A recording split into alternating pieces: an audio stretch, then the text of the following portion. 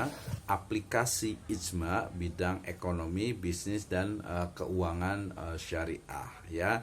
Yang pertama bahwasanya aplikasi dalam konteks muamalah al-maliyah ya, jadi aplikasi ijma dalam konteks muamalah al-maliyah itu teraplikasikan pada akad-akad bisnis ya, seperti misalnya jual beli, kemudian juga kerjasama, kemudian sewa menyewa ya, sebagaimana diinformasikan dalam ilmu muntir dalam kitab al-ijma. Jadi nanti boleh lihat ya, terutama bahasa Arab ya, kitabul ijma itu berbicara tentang hal-hal yang telah menjadi kesepakatan ya para ulama, para mujtahid umat Islam ya, terkait dengan yang sifatnya muamalah al-maliyah. Sebenarnya yang lain juga ada juga dalam kitab itu, tapi kita secara spesifik adalah dalam bidang muamalah dan keuangan syariah, ekonomi, bisnis dan keuangan syariah. Nah, adapun aplikasi ijma dalam muamalah kontemporer ya adalah ijma mengenai haramnya tadi bunga bank,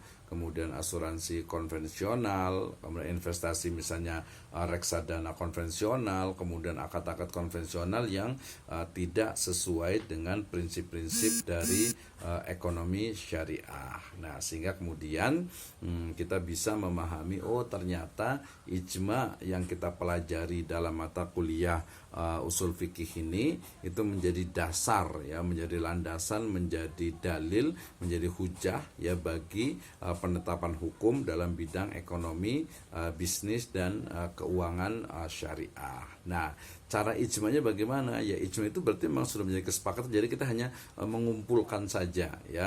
Kalau kita seorang mujtahid berarti kita mengumpulkan dan melihat kepada yang lainnya, mereka sepakat atau tidak nih. Kalau sepakat, maka itu menjadi sebuah ijma ya, menjadi sebuah kesepakatan, baik itu yang sifatnya lokal ya, yang terikat dengan waktu, dengan zaman, atau mungkin juga terkait dengan masalah-masalah yang sifatnya memang global, universe, menyeluruh gitu ya, sehingga itu menjadi ijma yang sebenarnya. Ya, ini berarti tugas kita bersama nih untuk banyak belajar terkait dengan ijma, khususnya aplikasi ijma dalam bidang ekonomi, bisnis dan juga keuangan syariah, sehingga kita bisa memahaminya dengan baik. Nah, demikian wallahu alam bisawab, itu pemaparan dari saya, and we can discuss about how the ijma and the relevance in Islamic economic business syariah in Indonesia ya. Baik, saya share screen-nya dulu. Oke.